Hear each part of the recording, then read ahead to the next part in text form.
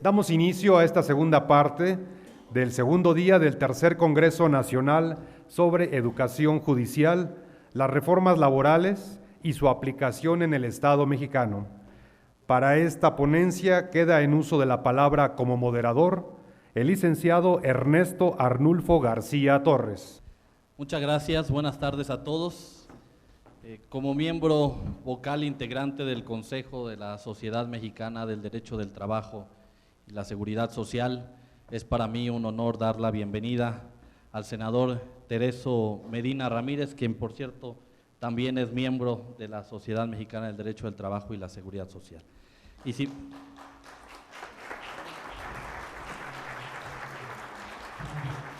Y al mismo tiempo dar la más cordial bienvenida al licenciado Gustavo Macías Sandoval, también parte integrante de esta Sociedad Mexicana del Derecho del Trabajo y la Seguridad Social. A los dos la más cordial bienvenida a esta conferencia, la importancia del tripartismo en el derecho mexicano. Muchas gracias.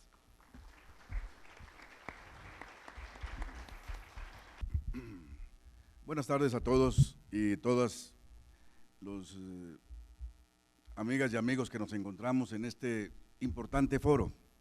Debo empezar por agradecer al magistrado Gerardo de la Peña esta extraordinaria invitación que nos ha hecho, porque la considero como un espacio más en donde creo que se debe de construir el nuevo andamiaje, lo diría de esta manera, del mundo del trabajo, entre lo que históricamente conocemos como la armonización, el equilibrio de las relaciones laborales entre empresa, sindicato, trabajadores y gobierno. ¿Por qué lo digo de esta manera? Porque dentro de los puntos que ha señalado nuestro moderador, el licenciado Ernesto, pues hemos participado en los últimos 30 años con ideas, con operaciones, instrumentaciones de construir este nuevo modelo laboral que hoy México está reclamando. Y también porque además estamos removiendo esquemas, estrategias para poder lograr el consenso y los acuerdos fundamentales y poder dejarle a nuestro país un nuevo escenario jurídico, laboral, en la aplicación de la justicia en México para quien la solicite, ya sea de manera individual o bien de manera colectiva. El tema que nos ocupa, también igual, es un tema, creo, bastante importante en esta cuadratura. Pero también al estar aquí frente a brillantes laboralistas, que sin duda alguna los reconozco desde hace muchos años, yo me formé con ese grupo de abogados laboralistas. Me formé y fui operador estratégico como pasante de la materia con estos laboralistas y creo, y lo comparto, que ningún foro que exista en este país sin la presencia de este grupo de abogados no sería un foro extraordinario. Y hoy estoy aquí frente a ellos, frente a uno de ellos, o dos o tres, y creo que eso ya de por sí nos invita a seguir estudiando esta gran materia del mundo del trabajo. Entonces, le pedí también oportunidad aquí al panelista, coordinador, moderador, que me acreditara también la presencia de un gran laboralista que me acompañó o me sigue acompañando desde la reforma del 2012, que tuve el privilegio de conducir y dirigir la Comisión del Trabajo de aquella época. Y en ese sentido, tuve también el privilegio de llevar a cabo los consensos y poder lograr finalmente dejarle a nuestro país la primera y gran reforma estructural que fue la reforma laboral. Y en ese sentido, el abogado Gustavo Macías ha jugado un papel estratégico e importante, porque de alguna manera ha estado presente en los acuerdos o negociaciones, todo es negociación para lograr los acuerdos que México requiere. Y él sabe lo que nos ha costado o le ha costado a este país lograr consensos suficientes para poder avanzar en materia de justicia laboral. Por eso acredito a Gustavo Macías, y en ese tema voy a pedirle que también haga uso de la palabra de lo que puede ser ya el tema de los tribunales, el tema del Instituto Federal de Conciliación y registros laborales, sobre todo en la parte práctica operativa. Y luego ya me vuelvo a encontrar con ustedes para dar mis conclusiones o mis puntos de vista de lo que yo considero que tenemos que hacer un gran acuerdo para poder lograr, por fin, lo que está pendiente en el Senado, que es el acuerdo suficiente para dejar completa esta iniciativa que empezó desde la puesta en marcha de la reforma del 123 constitucional. ¿Tenemos en la pantalla? Y si no, aquí voy a apoyarme con tu computadora, Gustavo.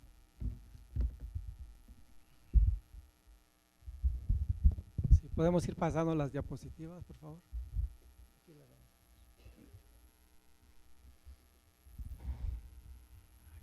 Ahí está. Ahí está ya. Yo considero que el tema del mundo del trabajo en materia de justicia siempre ha sido, como lo marca nuestros antecedentes, basado en un tripartismo.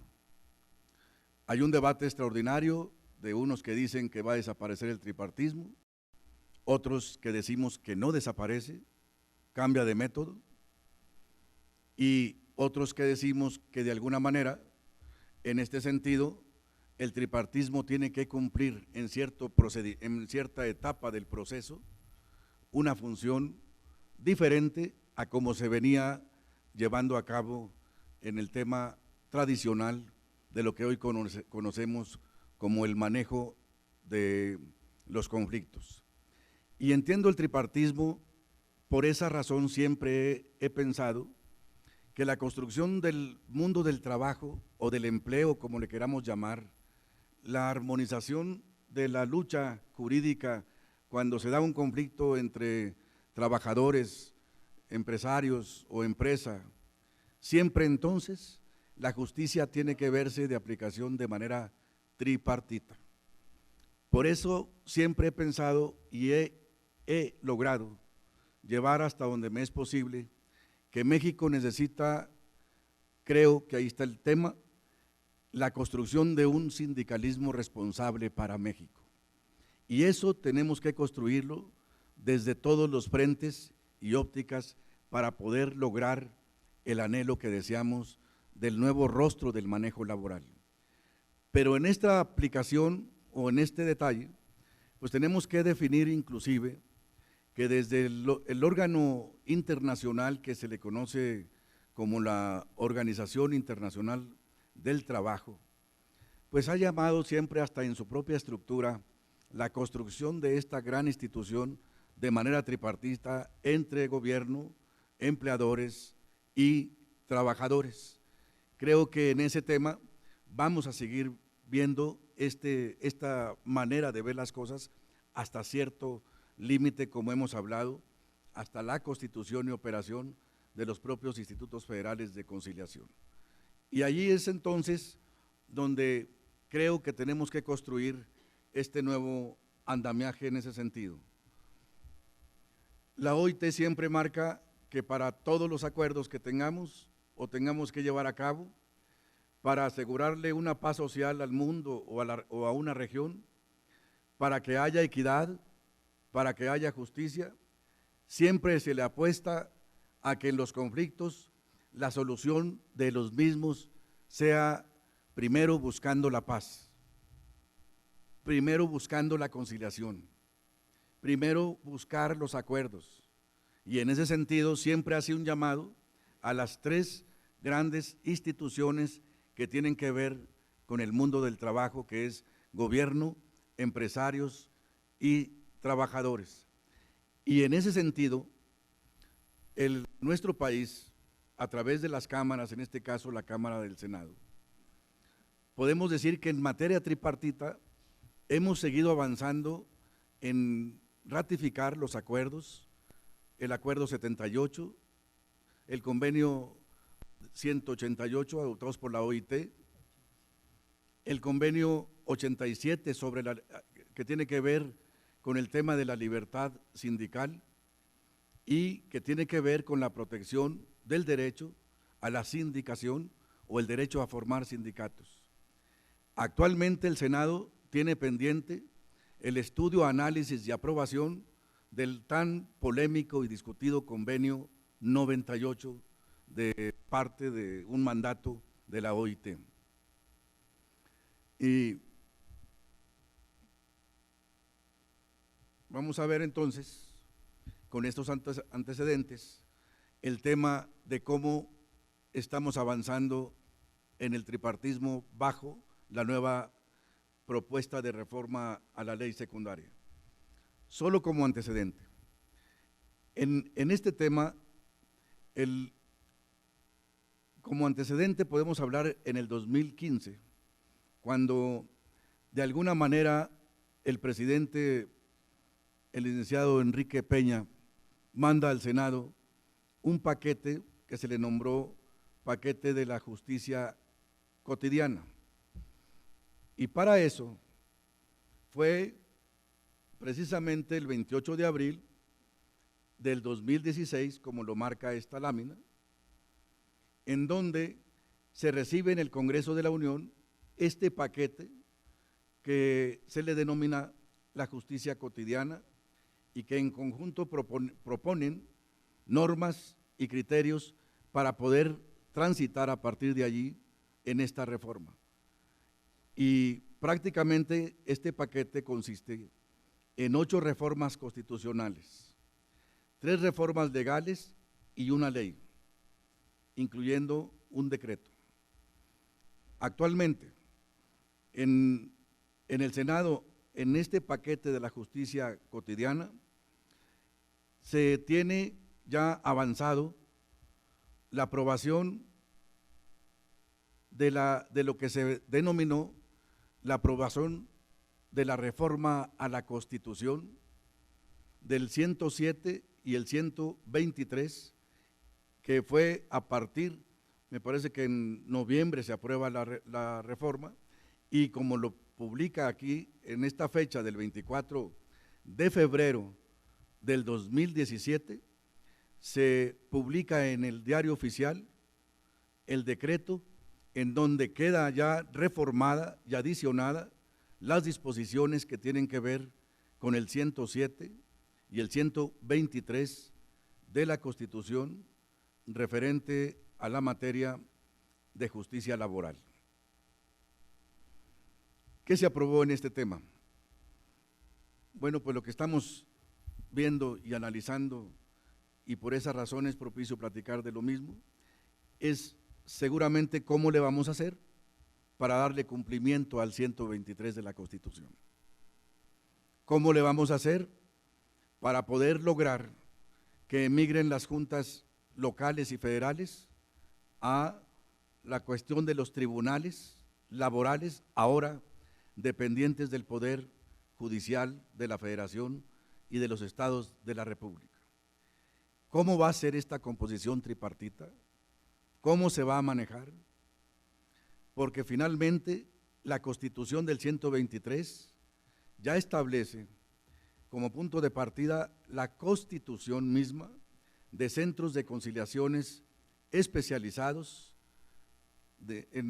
a nivel federal y en los estados de la República. En los estados de la República, por supuesto, como organismos descentralizados, que van a contar con patrimonio y personalidades jurídicas propias, que tienen su propia competencia y su propia exclusividad como organismo de conciliación especializado en lo relativo prácticamente de contratos colectivos y acreditación y registro de sindicatos. que ese es el otro tema toral de esta nueva rostro de aplicación de justicia.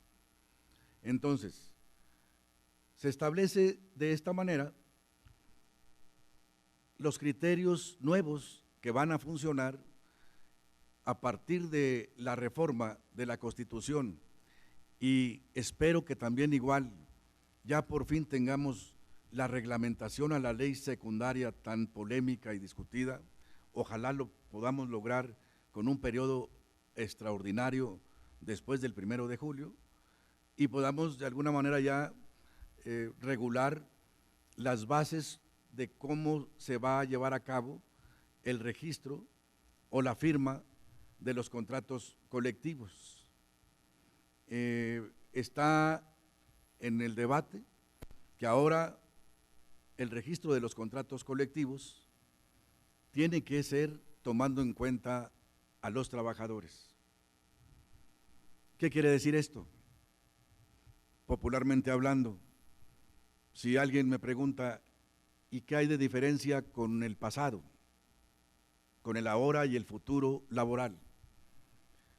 Pues yo les diría que a partir de la aprobación de la Constitución del 123, del artículo 123, lo que México está sepultando en la práctica laboral de registros de sindicatos son los llamados sindicatos de protección.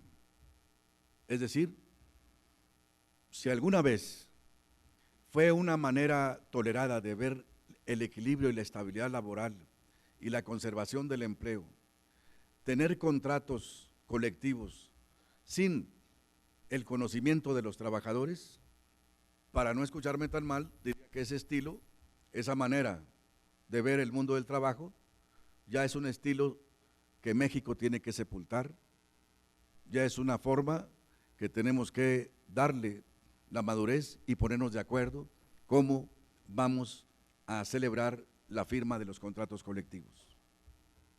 Y en esa misma medida, repito, el proteccionismo de los contratos en nuestro país, creo que más vale pensar en ponernos de acuerdo cómo se va a ir cancelando ese vicio, en pensar en la nostalgia de seguir viviendo de manera nostálgica, de todavía empeñarnos en sostener un México del punto de vista laboral del cual hoy no se requiere.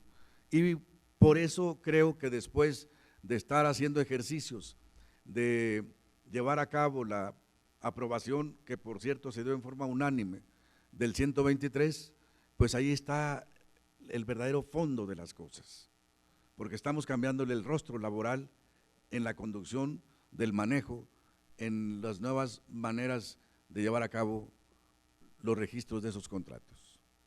Entonces el proteccionismo, en conclusiones, no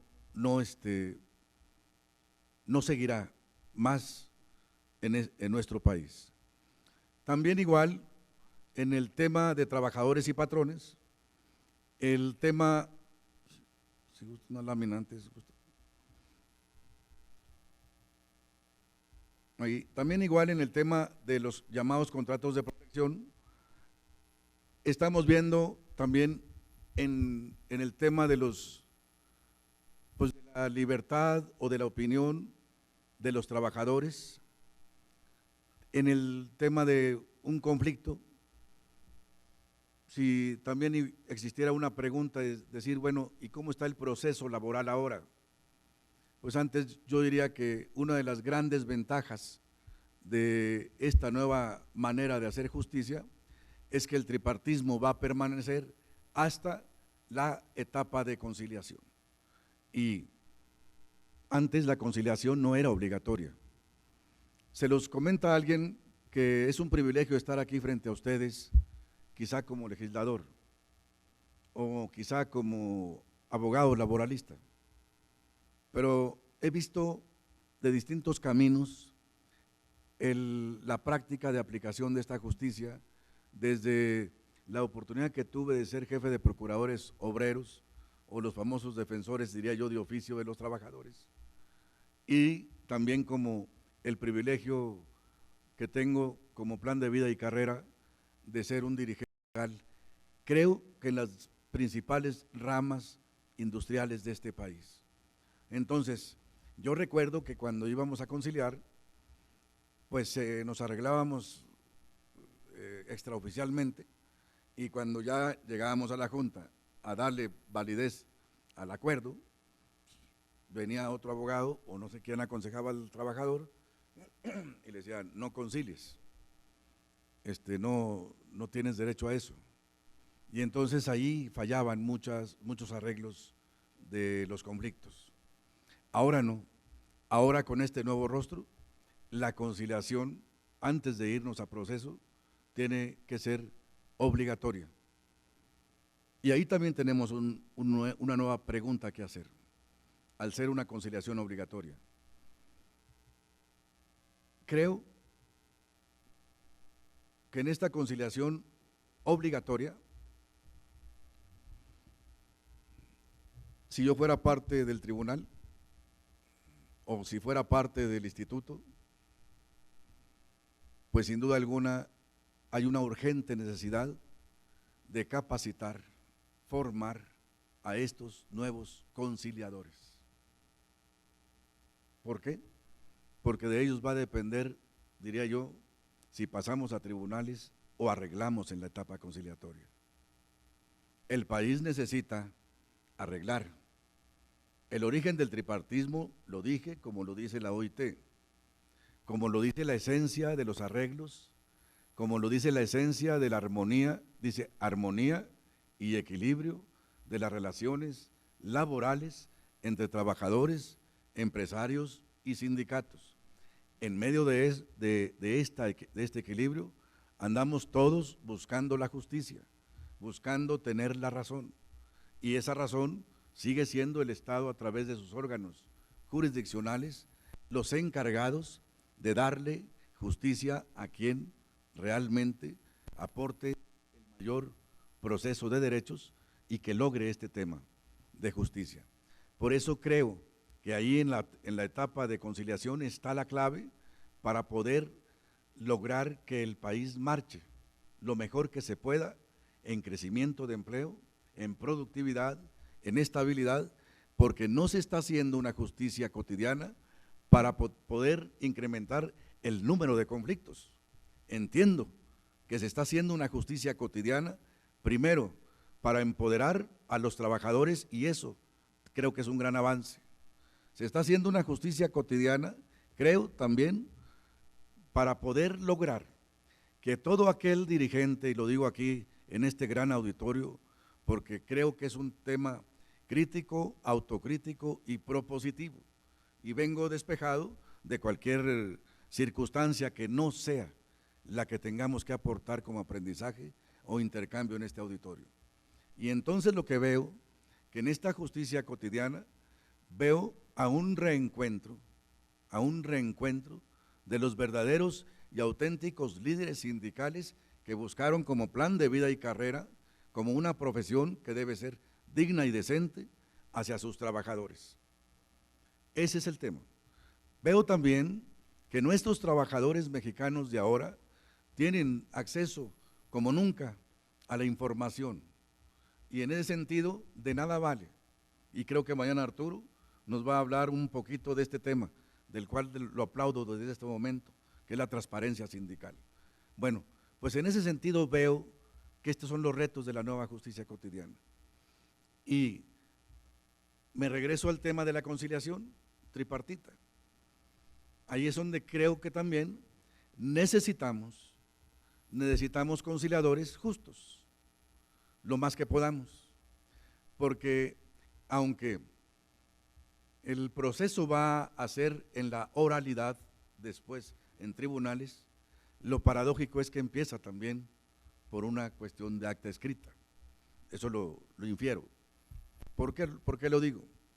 Porque el conciliador, para poder negarme a una conciliación obligatoria, o bien, dicho de otra manera, si la razón no la tengo yo y el juez conciliador, o como le nombremos, me va a decir que yo no tengo la razón, por eso hablo de que tiene que ser un hombre apegado a estricto derecho y No ver la conciliación, ese es el otro tema, como una jugada de vencidas, de a ver quién gana y quién pierde.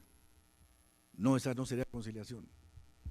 La conciliación debe ser darle la justicia a quien lo merezca, y no una liquidación. Lo digo un ejemplo, una liquidación de un trabajador no va a ser conciliación aquella que logre que el trabajador acepte menos de lo que la ley le dice. Una verdadera conciliación debe ser justa, equitativa y con la razón en la mano, para poder lograr que ahí en ese nivel se pueda avanzar sin el conflicto jurídico hacia adelante. En esta justicia actual, como dato informativo, tenemos creo que más de 400,000 juicios individuales en las juntas federales o en la Junta Federal. Tratamos con este nuevo rostro desahogar en esa etapa todo este tipo de conflictos. Ojalá y lo logremos. Voy a pedirle a Gustavo, gran abogado laboralista, que complemente la operatividad de los institutos y luego me vuelvo a encontrar con ustedes para hablar de algunas conclusiones, de manera práctica. Adelante, abogado. Gracias, buenas tardes. Hace un rato platicábamos con algunos de los abogados aquí del Estado de México. Decíamos que una gran aportación que pudieran tener hoy en la tarde, dado la gente que ha pasado y ha estado platicando con ustedes de los temas de la reforma laboral o de la reforma constitucional, pues es con ustedes platicar la experiencia que hemos tenido en las discusiones en la Secretaría sobre la conformación del proyecto de iniciativa de reforma laboral, porque estamos transitando a un sistema adversarial laboral. Estamos en las umbreras de ese nuevo sistema adversarial laboral, en donde la oralidad cobrará una mayúscula importancia. Y este traslado de la justicia laboral, de las juntas de conciliación y arbitraje, de una composición tripartita a los tribunales laborales dependientes del Poder Judicial de la Federación y de los estados, tendrá éxito, sí, solo sí, si la conciliación también tiene un éxito. Está basada en esta conclusión. Pero ¿qué hemos tenido que analizar para hacer la presentación que hizo el senador de esta iniciativa que fue presentada en el Senado de la República?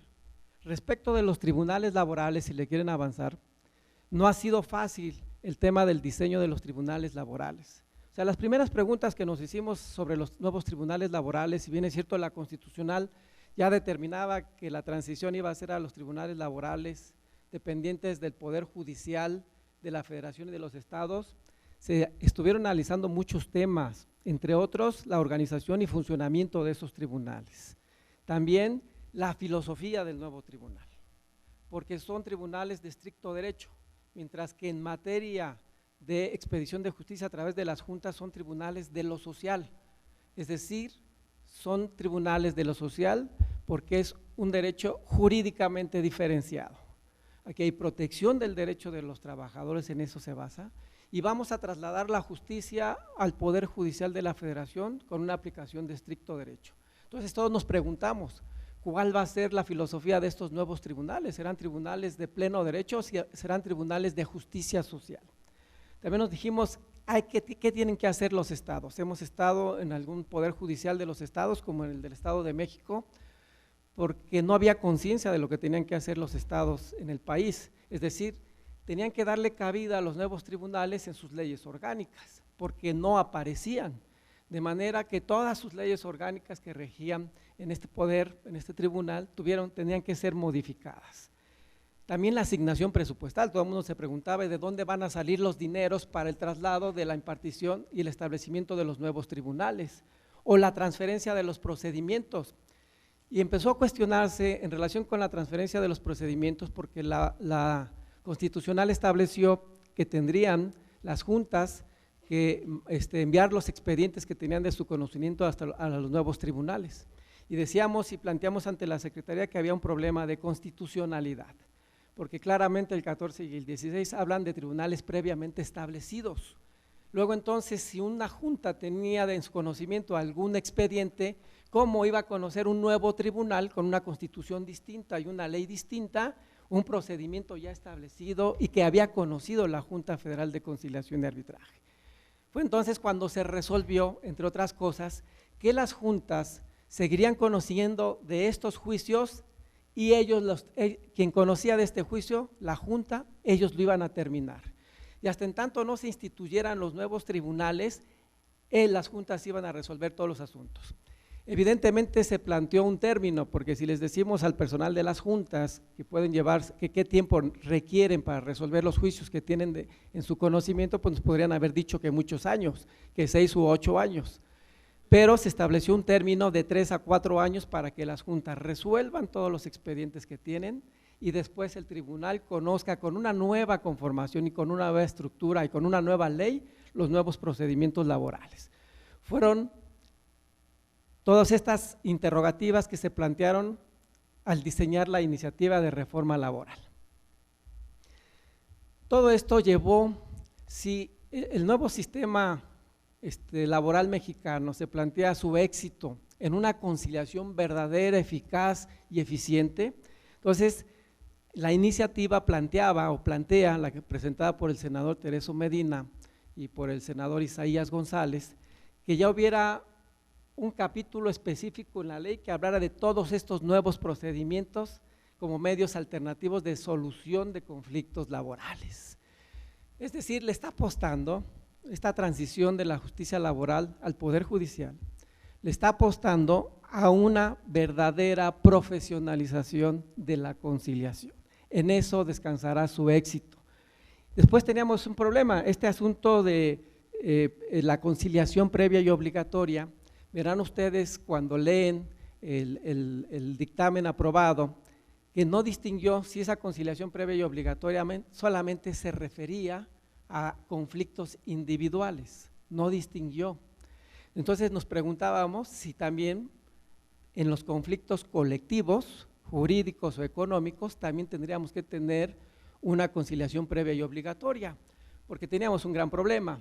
Si ya va a haber Instituto Federal de Conciliación y Registros Laborales o como se designe el nuevo organismo público descentralizado, que además de conciliar va a registrar contratos y sindicatos, y vamos a tener que la conciliación previa y obligatoria no solamente será para los asuntos individuales, sino también colectivos.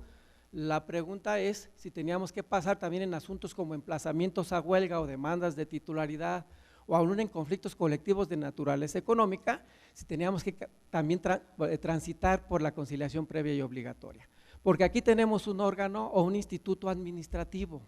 Planteaban en los conflictos colectivos temas como competencias, temas como nulidades o como temas como personalidad, incidentalmente, ¿quién lo iba a resolver? El sector de los trabajadores expuso que en los emplazamientos a huelga no teníamos por qué pasar por una conciliación previa y obligatoria. La respuesta de la Secretaría fue que como no distinguió la constitucional, teníamos que pasar por la conciliación previa y obligatoria, ya sea en el Instituto Federal o en los centros de conciliación especializados en las entidades federativas.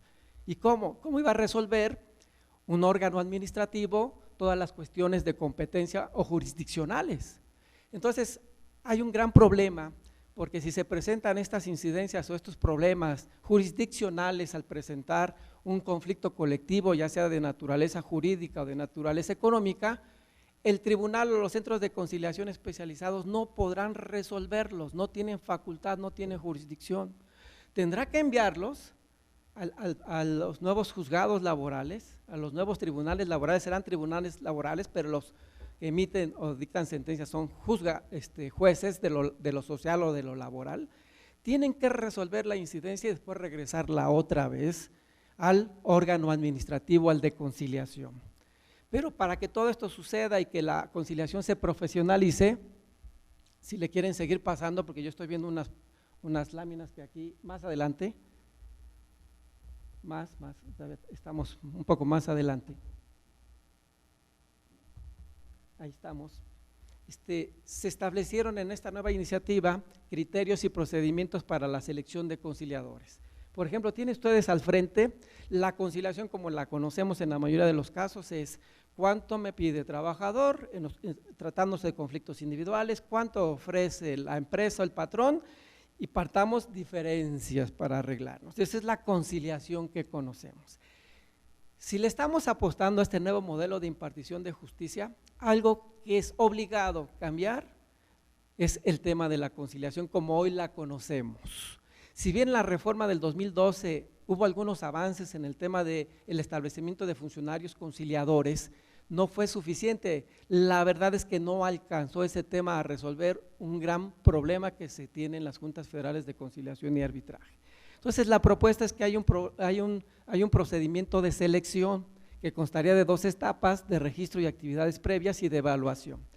Todas estas en competencia con funcionarios conciliadores capacitados en cada uno de los temas que se le presenten para resolver. Es decir, y este procedimiento que se está proponiendo en la nueva Ley Federal del Trabajo es calificatorio, es decir, voy a concursar, voy a seguir en las etapas, pero si no pasa una etapa, uno que está compitiendo igual que yo, tiene que pasar esas etapas y tiene que ser certificado y tiene que ser evaluado, tal y como sucede en el Poder Judicial para temas fundamentalmente de mediación, que incluso hay mediación privada y hay certificaciones y hay refrendos de esas certificaciones que se dan a los conciliadores. Si le queremos apostar a que ese cambio suceda, la conciliación es fundamental. ¿Qué más vimos de los centros de conciliación si le podemos pasar? También los centros de conciliación especializados han tenido muchos problemas en su conformación. Como ustedes saben, la Constitucional diseñó los parámetros generales con que se constituirían estos centros de conciliación especializados, llamados como organismos públicos descentralizados con personalidad jurídica, patrimonio propio, plena autonomía jurídica, técnica, presupuestaria. ¿Sí? ¿Y de dónde? Grandes problemas. Y más adelante, si le pasamos, fíjense todo lo que tuvimos que estar analizando en esta conformación de la ley, por lo que respecta a la institución, organización y funcionamiento de los centros de conciliación especializados, su ley orgánica, su estructura, cómo iban a funcionar, su asignación presupuestal. Un gran tema, la integración de estos centros de conciliación especializados y del Instituto Federal de Conciliación y Registros Laborales, que tiene que ver con el tripartismo. Si solamente iba a haber ser conciliación o también si iba a haber mediación. Esos medios de control que los tienen en muchos estados, en el Poder Judicial, si iba a haber visitadurías, el régimen laboral de los trabajadores de estos institutos o centros de conciliación, y un tema relacionado con la revocación, porque nos decían, se va a constituir el OPD, y está la ley de entidades paraestatales o la ley de la administración pública federal que regula, entre otras, como la ley del procedimiento administrativo, la constitución y funcionamiento de este tipo de centros de conciliación especializados. Pero este instituto, el federalizado, iba a conocer del registro de sindicatos y de contratos colectivos. Hoy en día, en materia federal, si se da el registro de un sindicato, no admite revocación esas resoluciones que se toman a través de la Dirección General de Registro de Asociaciones o a través de las juntas federales de conciliación y arbitraje. No admite revocación, pero hay una ley del procedimiento administrativo que daba origen a este OPD y la ley del procedimiento administrativo sí admite revocación. Y nosotros cuestionábamos a la Secretaría, se admite revocación, pero hoy en día eso no sucede en materia de registro de organizaciones sindicales. ¿Qué va a pasar? Entonces se estableció en la ley que todas estas resoluciones que se den en materia de registro no admiten revocación ni recurso ordinario alguno, porque sí sabíamos y conocíamos que estas leyes le daban funcionamiento a estos institutos, pero no bastaba con pensar que eran ellas y dejarlas a un lado, teníamos que analizarlas de las repercusiones que tienen en materia registral. Por eso es tan importante este análisis que se hizo. En mecanismos de incorporación de especialistas iba a haber concursos, iba a haber carrera administrativa, capacitación y perfil, y los conflictos de seguridad social para los nuevos tribunales. Nadie quiere conocer de estos conflictos de seguridad social, donde propiamente no hay un conflicto entre el patrón y el trabajador, sino el trabajador a alguna institución de seguridad social. ¿Quién los iba a resolver? Gran parte de la carga de trabajo en las juntas se refieren a conflictos de seguridad social. Entonces, una propuesta que se tiene en la iniciativa presentada por el senador es la creación de tribunales especializados en materias de seguridad social, lo que permitiría eventualmente quitarle una gran carga de trabajo a estos tribunales y que esta especialización resuelva todos estos juicios que además llevan un gran tiempo y un gran cúmulo de trabajo para los nuevos tribunales. Y una de las cosas, seguimos, ahí lo tenemos, fue cómo iba a crearse, cómo iba a estar la composición de los órganos directivos del nuevo instituto. Aquí viene el tema del tripartismo. Ha habido una gran discusión si el órgano directivo del instituto puede o no puede tener una composición tripartita. Nosotros establecimos la ley de entidades paraestatales, su reglamento sí habla de la posibilidad de representación social en este tipo de institutos.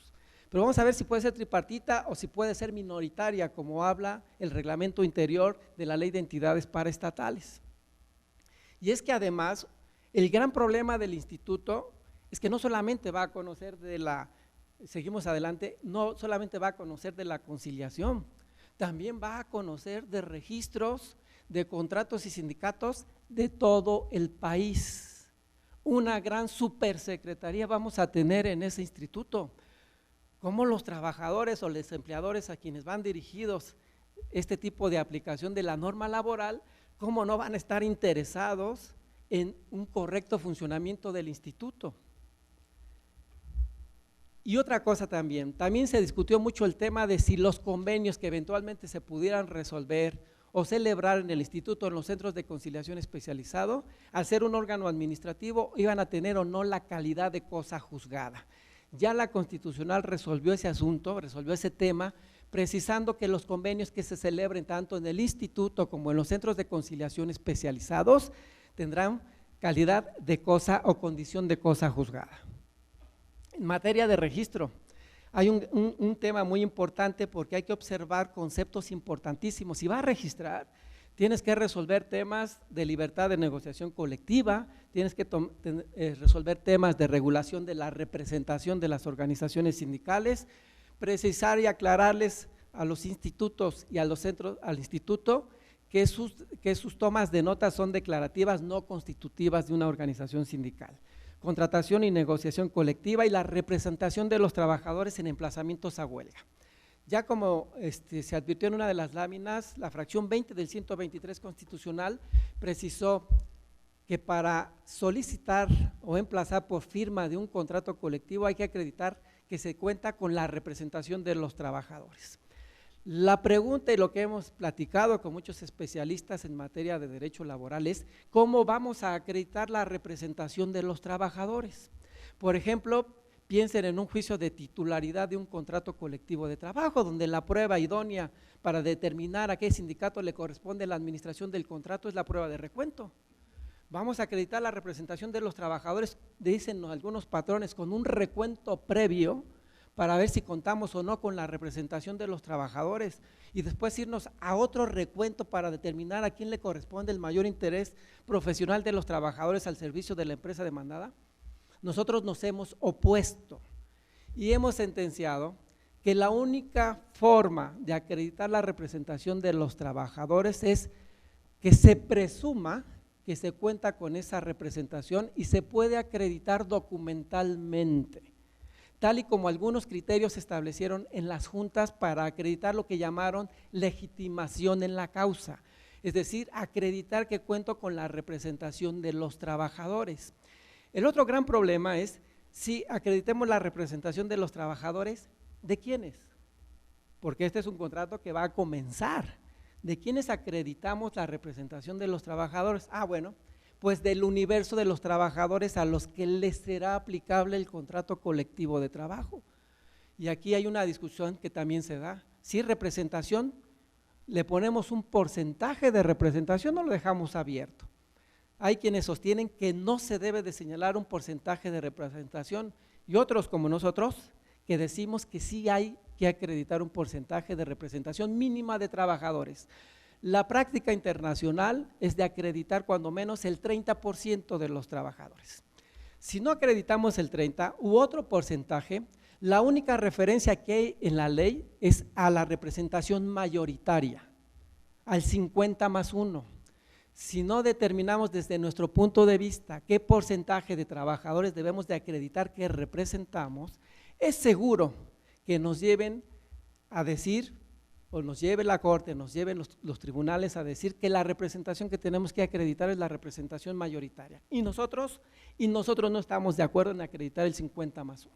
La práctica internacional es de acreditar el 30% cuando menos de los trabajadores que decimos que vamos a representar. Y no recuentos previos, porque si no regresamos al sistema de las listas negras donde quién es el trabajador que promovió la firma de un contrato colectivo, ¿para qué? Para correrlos. Entonces no estamos de acuerdo en esta forma de cómo acreditar la representación, que ha sido uno de los temas.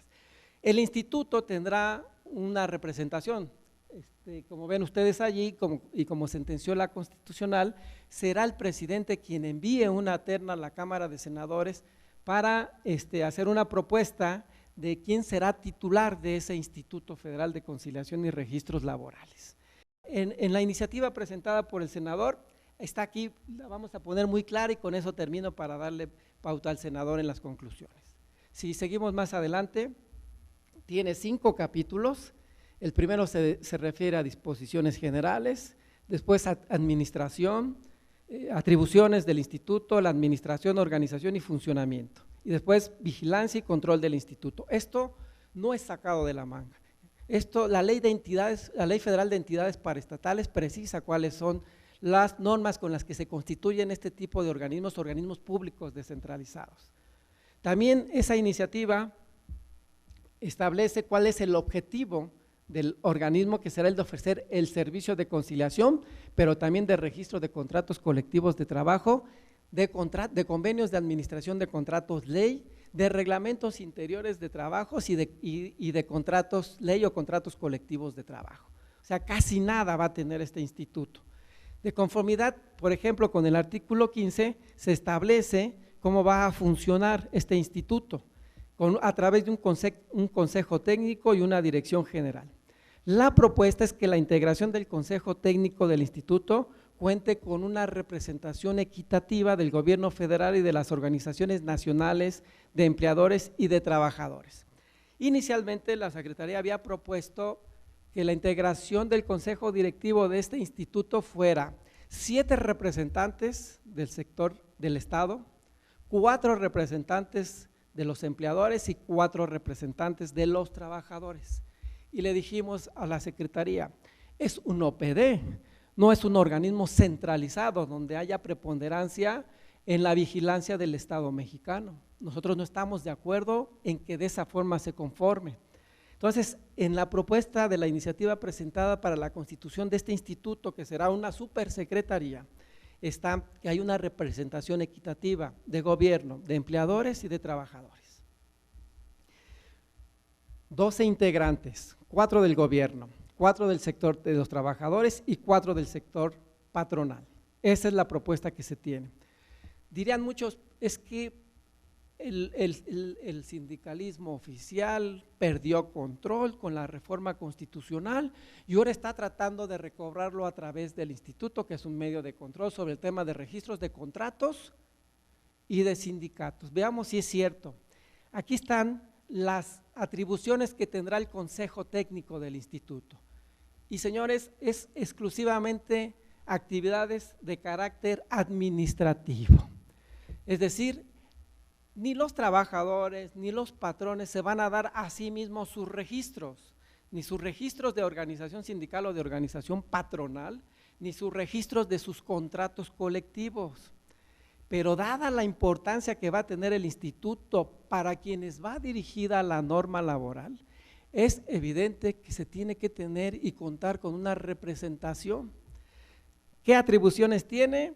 Aprobar el estatuto orgánico del instituto, aprobar las bases para la organización, funcionamiento y desarrollo del sistema profesional de carrera, aprobar el programa institucional, aprobar el programa anual y el proyecto de presupuesto, aprobar la propuesta de la Dirección General, establecimiento, reubicación y cierre de oficinas en el territorio nacional, porque nos decían, pues va a ser el Instituto Federal y en los estados, en los estados habrá una oficina regional, porque sería una locura pensar que el registro ya está federalizado y que por esa sola condición todas las organizaciones sindicales de este país van a tener que concurrir a la Ciudad de México a solicitar el registro de sus organizaciones sindicales o de sus contratos. En materia federal existirá una oficina central aquí en el Distrito Federal, en la Ciudad de México, como debe decirse, y en los estados habrá oficinas regionales que tendrán que recibir las solicitudes de registros y de contratos. Evidentemente este es un gran problema para los estados, porque en materia estatal, pues quien tiene el control de los registros locales son los gobiernos de los estados. Y evidentemente el quitarles el control sobre el registro de los contratos y de los sindicatos locales ha creado una gran expectativa y un gran cuestionamiento. Sí estará el instituto, tendrá una oficina principal que registrará todo en materia federal en la Ciudad de México y en los estados oficinas regionales tales y como hoy las conocemos en materia de delegaciones federales del trabajo. Y finalmente conocer informes y dictámenes que presente el órgano de control interno. Esto sucede cuando empezamos a ver este tema, si teníamos algunos otros ejemplos de composición tripartita en el que haya representación de gobierno, de empleadores y de trabajadores, y todo el mundo los conoce aquí, tenemos el IMSS, el Infonavit, que en términos de ley, que son organismos públicos descentralizados, en el caso del Instituto Mexicano del Seguro Social, tiene una integración, tiene una integración operativa tripartita. Eso sucede en el Instituto Mexicano del Seguro Social. Y en el caso del Consejo Técnico, como pueden ustedes ver en la siguiente lámina, pues tiene también una composición tripartita. El Consejo Técnico tiene 12 miembros, 4 de ellos representantes patronales, 4 de ellos representantes de trabajadores y 4 de ellos representantes del Estado. Cosa similar ocurre en el Instituto del Fondo Nacional de la Vivienda para los Trabajadores, donde también tiene una composición tripartita, aunque una constitución distinta a ese organismo. Pero hay ejemplos de cómo sí se puede considerar una composición tripartita en los consejos directivos de estos organismos. Senador, ya estamos ahora pues puestos en lo que nos hemos encontrado en la conformación de la iniciativa, en la conformación de los tribunales, de los centros de conciliación especializados, todos los problemas que nos hemos enfrentado para que el diseño de la ley reglamentaria coincida con la reforma constitucional. Senador. Pues le pediríamos un aplauso a una exposición tan clara y brillante como la que ha hecho el abogado Macías. Gracias. Entonces, aquí podríamos comentar que el tripartismo existe, es evidente, como lo habíamos comentado, si la aplicación de la justicia va dirigida hacia los trabajadores o hacia los empleadores o los patrones, sería difícil entender que no estuvieran formando parte de cómo y de qué manera se debe aplicar la justicia. Entonces creo que es importante el tripartismo en este nuevo rostro de justicia laboral y creo que en esa misma medida lo único que está a mi juicio cambiando o transformándose pues es avanzar en una profesionalización más en este tema tan importante que es el tripartismo. Ya también lo comentaba el abogado Macías, pues el tripartismo existe en el Seguro Social, existe en el Infonavit, se plantea un apartado en esta ley reglamentaria, por ejemplo, para tratar los casos de seguridad social, un apartado diferente, que es lo más conveniente. Les voy a dar otro dato que seguramente lo saben, de los 430 o 40,000 juicios, casi el 70%, si no es que más, el 80%, tiene que ver con conflictos del Seguro Social, del Infonavit o de cualquier otra, de las Afores, por ejemplo. Entonces, tenemos que ver eso también con bastante responsabilidad. Entre la representación de los factores, pues también, ya el abogado lo comentó, tiene que ser equitativa e igualitaria. De otra manera, yo recuerdo que en la construcción de esta propuesta de iniciativa que se estuvo construyendo con opiniones de los trabajadores con opiniones lógicamente, de las cámaras empresariales y con la opinión del gobierno. Es más, ahí está, con la opinión tripartita nació la iniciativa que estamos hablando. Entonces, en cierto momento de la construcción de este nuevo tripartismo, se planteaba más integrantes en el Consejo Técnico del gobierno y menos integrantes de los empleadores y los trabajadores. Y lo que esta comisión determina es que tiene que ser una comisión tripartita igual, y por eso se propuso en la iniciativa que debería ser 4 de cada lado, 4 de empresarios, 4 de trabajadores y 4 del gobierno. Y lógicamente, si hay controversia o algo que no nos pongamos de acuerdo entre las partes, pues el voto de preferencia y el voto de calidad pues deberá ser del director, del titular del organismo. Por eso sí coincido con el abogado Macías que este nuevo tribunal o nuevo consejo, nuevo director, como le nombremos, va a ser una persona que va a recaer en él una gran responsabilidad de aplicación, lógicamente con todo un equipo de la justicia laboral en materia individual y colectiva.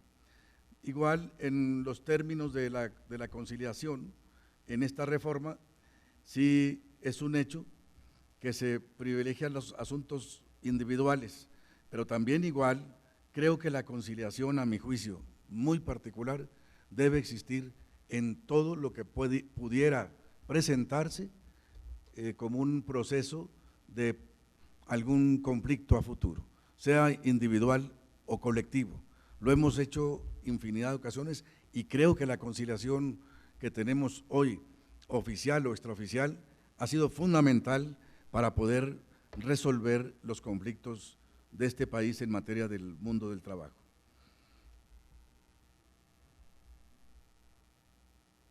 No podemos, como lo comentamos, no podemos pensar en aplicación de la justicia sin la participación de nueva cuenta de los actores, que en este caso son de los trabajadores, empresarios y la representación gubernamental. Creo que este sistema tripartito también es factor de generar confianza, de democratizar decisiones en la justicia. Creo también que este sistema tripartito que estamos hablando tiene como consecuencia lo que comentaba hace un momento, el tema de condición de ver a la persona en su condición de persona, y aquí voy a referir por el título solamente, tiene que ver también con un tema humano, de ligar los derechos laborales a los derechos humanos. Y no le vengo a hacer campaña a mi maestro y magistrado Gerardo de la Peña, pero tiene que ver este nuevo sistema de justicia cotidiana de la que estamos hablando, en un tripartismo de calidad humana, de calidad de persona, y por eso, repito, tiene que ver con hacer que el trabajador lo veamos como persona y que tiene derecho a que se le garantice la razón cuando a él la tenga. Y considero también que tiene que ver, jamás perdimos el sentido tutelar y proteccionista de los derechos laborales, porque sigue conservando el sentido social de esta justicia cotidiana. Lo leeré con profunda atención, maestro. ¿Y qué más puedo yo comentar? ¿Qué pasaría? Lo digo de pensamiento a pensamiento. ¿Qué pasaría si no aprobamos la ley secundaria? Y lo digo también porque creo que en los últimos tiempos, para bien o para mal, yo espero que para bien, Isaías y yo hemos sido muy polémicos en los medios de comunicación. La realidad de las cosas es que estamos moviendo, como lo hablaba con el doctor Arturo Martínez, mi gran maestro, a quien quiero y estimo mucho, igual que a muchos de ustedes. No es fácil mover un tema de manejo laboral que permaneció 100 años, o sea, de 1917 al 2017. O sea, mover todo un sistema de esa manera no es fácil. Alguien tenía que hacerlo. Y porque además el mundo va caminando en ese sentido. Basta nomás voltear 40 años hacia atrás de nuestro país. Y claro que nuestro país tenía una economía cerrada, sin duda. Teníamos un solo gobierno electo por la sociedad. ¿Por qué no decirlo? Nomás como referencia, teníamos un solo partido. Hoy la sociedad es diferente. Hoy tenemos alternancia. Hoy la sociedad cada día es la que nos dice qué hay que hacer. Hoy tenemos que recargarnos leyes, crear leyes e iniciativas que empoderen a esta sociedad. Porque al igual que tienen su derecho personal para poder decidir el color del gobierno que deseen, también considero que esta reforma no tiene que ver con partidos políticos, aunque el que hable pertenezca a uno de ellos. Siempre he considerado que el empleo no tiene colores ni partidos. Siempre he pensado que el derecho a la salud es un derecho universal, ciudadano, el derecho a la educación. El derecho al empleo debe ser uno de ellos. Y aunque pertenezca a un sindicato de ayer, de ahora y de futuro, siempre he pensado que el trabajador debe decidir, como decide él, dónde estar o no estar en un empleo, también debe decidir de qué manera quiere su sindicato. Por eso también lo digo, y lo digo de frente. Por eso también creo que lo que también necesitamos con este nuevo rostro de justicia es un gran acuerdo social y nacional de construir el nuevo andamiaje para poder lograr un sindicalismo responsable acorde a estas nuevas transformaciones. Acorde. Lo dice alguien que no viene nomás aquí atrás del escritorio, que es un privilegio decirlo nada más teóricamente. No. Los trabajadores desean un sindicato que les ayude. Le desean un sindicato que les rinda cuentas. Desean un sindicato transparente. Desean un sindicato que vean a su líder allá comiendo en los comedores de las fábricas, que lo vean allá en los procesos de la fábrica. Desean una organización de esa naturaleza, no podemos negarla. Desean una justicia en donde también se evite, o espero que así se logre, una justicia donde se evite de alguna manera ciertas prácticas inoperantes, porque además Arturo o cualquiera de los laboralistas que tengo aquí enfrente, el mismo abogado Macías, todos los días andamos en las juntas y de alguna manera el tripartismo, aunque tenemos ese derecho, en muchos de los casos, pues lo digo con responsabilidad y agarrando la parte que me corresponde, en muchos de los casos mi representante obrero ni cuenta se da cómo está el juicio, por ejemplo. Nomás le ponen ahí el número de expedientes y se agarra firmando sin saber qué está firmando. Es decir, necesitamos un verdadero y auténtico tripartismo. Y también necesitamos en que si no nos ponemos de acuerdo, pues tenemos un tribunal que nos garantice y nos dé la razón a quien la tenga. Por eso sí creo que este tema de transformación no es solamente para nosotros, es un tema que nos invita y nos reta a todos. Necesitamos jueces, magistrados, necesitamos conciliadores bastante y creo que muy profesionales. Hoy que estamos en la revolución 4.0, que dice que está en el mundo del trabajo, las certificaciones laborales, bueno, pues lo pienso en voz alta en la reforma del 12, que es uno de los beneficios. Si ya tuvimos el derecho a certificar las comisiones de seguridad e higiene, las comisiones de capacitación y productividad, las competencias laborales, también necesitamos conciliadores competentes, capacitados, certificados, para que nos garanticen esta etapa maravillosa, que es la etapa nueva de la conciliación tripartita, en el cual sigue estando vigente con este nuevo rostro. Y para dejarle la conducción al moderador, y termino solamente agradeciendo la invitación que nos hicieron y también decirles que hablar del sindicalismo mexicano desde cualquier trinchera, desde la academia, desde la justicia, desde los sindicatos, desde cualquier rol que me toque vivir en el mundo del trabajo, sin duda se los digo con pasión y mirándolos de frente, me dan en el mejor de los platillos favoritos que he encontrado en mi plan de vida y carrera. Muchas gracias.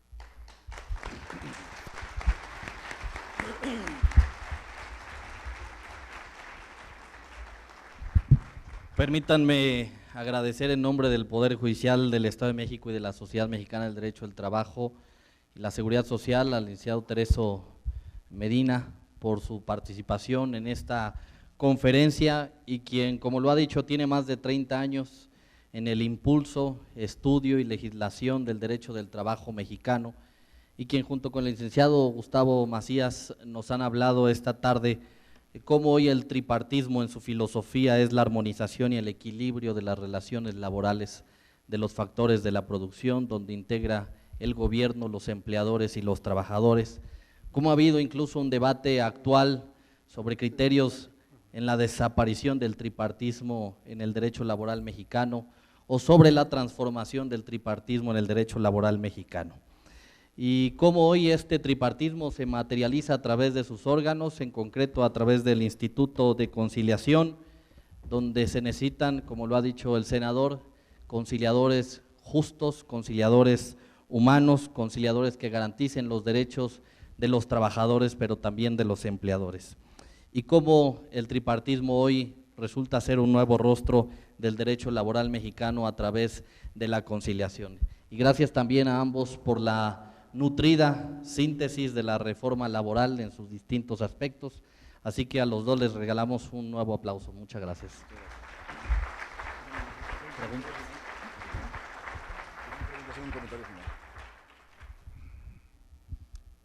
Le comentaba al licenciado Ernesto, gracias de nueva cuenta, pero digo, mira, si no hay preguntas, yo sí quiero aprovechar el foro para solicitarles amablemente las aportaciones de este foro.